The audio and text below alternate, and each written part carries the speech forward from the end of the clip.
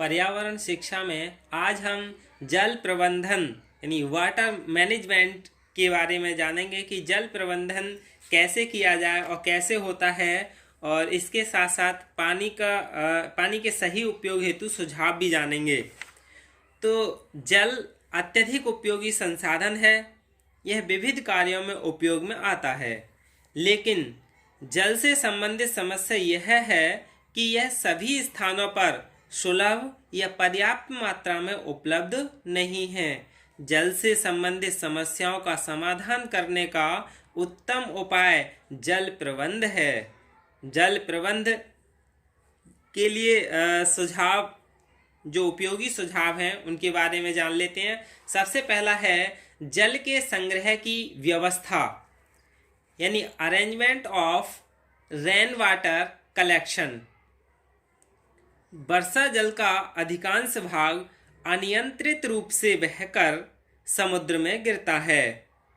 उसका यदि संग्रह किया जा सके तो जल अभाव की समस्या को अंशतः हल किया जा सकता है। यह कार्य पहले हमारे गांवों में किया जाता था। अधिकांश गांवों में तालाब या पोखर का निर्माण वर्षा जल के संचय के उद्देश्य से किया जाता था। ग्रामीण लोग वर्षा प्रारंभ होने से पूर्व इन तालाबों को मिट्टी निकालकर गहरा करते थे।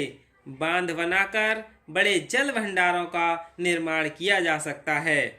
दूसरा है भूमिगत जल में वृद्धि, यानी राइज इन ग्राउंड वाटर। भूमिगत जल के बारे में एक गलत धारणा यह है कि जमीन में नीचे जल का अथाह भंडार है, जिसके फलस्वरूप लोगों ने भूमिगत जल का अविवेकपूर्ण ढंग से यानी गलत तरीके से दोहन प्रारंभ किया। इसका दुष्परिणाम अब भोगना पड़ रहा है। जब से गांवों में विद्युत की सुविधा उपलब्ध हुई तो कृषकों ने सिंचाई के लिए ट्यूबवेल का निर्माण करके भूमिगत जल को अंधाधुंध खींचना प्रारंभ कर दिया। इससे जल का स्तर बहुत नीचा हो गया।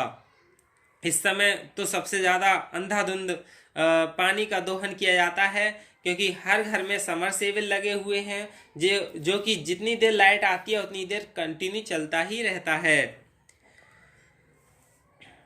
इसका दुष्परिणाम यह है कि जल का स्तर बहुत नीचे हो गया और साधारण कुएं और हैंडपंप सूख गए हैं। भूमिगत जल के इस प्रकार दोहन पर प्रतिबंध लगना चाहिए। दूसरे, भूमिगत जल की वृद्धि के लिए वर्षा जल को रोकने के उद्देश्य से खेतों के चारों ओर मजबूत मेड़ बनानी चाहिए। प्रवाहित जल के मार्ग में एनीकदों का निर्माण करना चाहिए। बड़े बड़े भवनों में जल सोखने वाले गड्ढे बनाना अनिवार्य किया जाए, जिनमें वर्षा का पानी एकत्रित होकर भूमि में प्रवेश करे। अगला है नदियों को परस्पर जोड़ना, यानी वर्षा जल को उपयोग में लाने की एक विधि नदियों को परस्पर जोड़ना भी है। जिन प्रदेशों में वर्षा अधिक होने से नदियों में बाढ़ आ जाती है, जो जान माल की हानि करते हुए जल को समुद्र में गिरा देती है, यदि नदियों को जोड़कर उनके जल को कम वर्षा वाले प्रदेशों में पहुंचाया जाए तो वर्षा जल का उचित उपयोग भी होगा और जल अभाव वाले प्रदेशों में जल का संकट की समस्या का समाधान भी होगा। जो जल भंडार है उनकी सफाई भी होती रहनी चाहिए, यानी क्लीनिंग ऑफ वाटर रिसोर्सेस। जलाशय जैसे झीलें व तालाब ऐसे जल भंडार हैं जिनमें वर्षा के जल का संग्रह होता है। इनमें वर्षा के जल के साथ बहकर आने वाली मिट्टी के जमने से ये उथले होते जाते हैं, जिससे इनकी जल भराव क्षमता कम हो जाती है। अतः आवश्यक है कि इनकी मिट्टी खोदकर इनको गहरा किया जाए। जल गुणवत्ता को बनाए रखना, यानी मेंटेनिंग वाटर क्वालिटी। मानव के स्वास्थ्य की दृष्टि से जल गुणवत्ता का ध्यान रखना भी जल प्रबंध का एक अंग है। इसके लिए प्रयोगशालाएं स्थापित करनी चाहिए, जहां उसकी जांच होने के बाद जल उपयोग के लिए जल संग्रह स्थल से बाहर भेजा जाए। फिर जल की आपूर्ति नियंत्रित हो, यानी water supply should be controlled. जल की कमी को देखते हुए जल की आपूर्ति 24 घंटों में केवल एक बार 2 घंटों के लिए होनी चाहिए। देखा यह गया है कि जिन नगरों में जलापूर्ति 24 घंटे होती है वहां जल व्यर्थ में बहता रहता है। फिर जन चेतना जागृति यानी पब्लिक कॉन्शियसनेस अवेयरिंग, यानी जल संरक्षण के लिए जन चेतना यानी लोगों को जागरूक करना आवश्यक है। जल के अपव्यय को रोकने के लिए लोगों को प्रेरित किया जाए। इसके लिए टीवी, रेडियो जैसे संचार माध्यमों तथा नुक्कड़ नाटकों को प्रयोग में लाना चाहिए।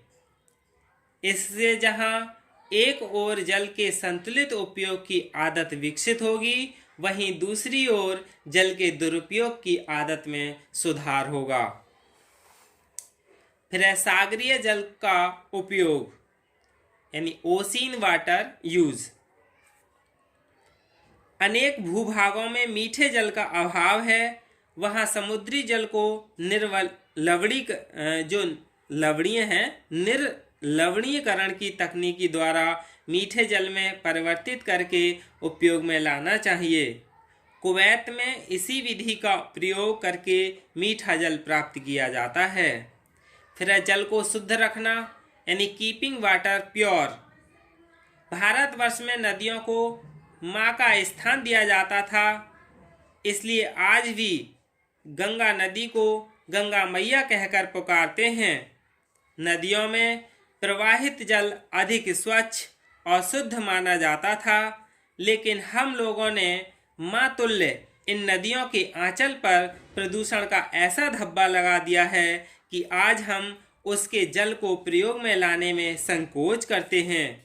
आज नदियों में सीवर, उद्योगों, शोधनशालाओं के विषैले रसायन, अपशिष्ट और गंदा जल नदियों व झीलों में गिराए जाने के कारण नदियों व झीलों का स्वच्छ जल प्राप्त करने में कठिनाई हो गई है। भविष्य में यह जल अत्यधिक प्रदूषित होने से जल की कमी की गंभीर समस्या पैदा कर सकता है। सरकार को कानून बनाकर उद्योगों को पाबंद करना चाहिए कि वे अपशिष्ट पदार्थ नदियों में प्रवाहित ना करें। इसी प्रकार नदी के किनारे स्थित नगर हैं, उनके सीवर और गंदे पानी को साफ करने के लिए शोधन प्लांट लगाने चाहिए। अगला है जल संसाधनों पर विवाद यानी कॉन्फ्लिक्ट ओवर वाटर। जो जल संसाधन है उन पर विवाद भी चलते आ रहे हैं। बहुत सारे ऐसे बांध हैं जिन पर अभी भी विवाद चल रहा है। जल भंडारण का शुभारंभ यानी बिगनिंग ऑफ वाटर स्टोरेज। आज़ादी के बाद जैसे जैसे भारत जैसे विकासशील देश की आबादी बढ़ी, अन्न उत्पादन में वृद्धि की आवश्यकता मूल रूप से मुखरित हुई और ऊर्जा के नए स्रोतों की ढूंढ मची। वैसे वैसे देश के कर्णधार यानी उच्च स्तर के राजनीतिज्ञ और संस्कारों यानी जो सरकारों के संचालन हेतु विशिष्ट हस्तियां हैं और प्रशासनिक अधिकारी हैं, यह सोचने लगे कि आखिर इस देश में कहाँ, क्या और कैसे किया जाए। दूरदृष्टा तत्कालीन प्रधानमंत्री स्वर्गीय जवाहरलाल नेहरू ने वर्षा जल तथा नदियों और चश्मों से बहते जल को रोककर उससे अधिक क्षेत्र की सिंचाई, उद्योगों के लिए जल, पीने का पानी तथा जल ऊर्जा उत्पादन की योजना प्रस्तुत की थी।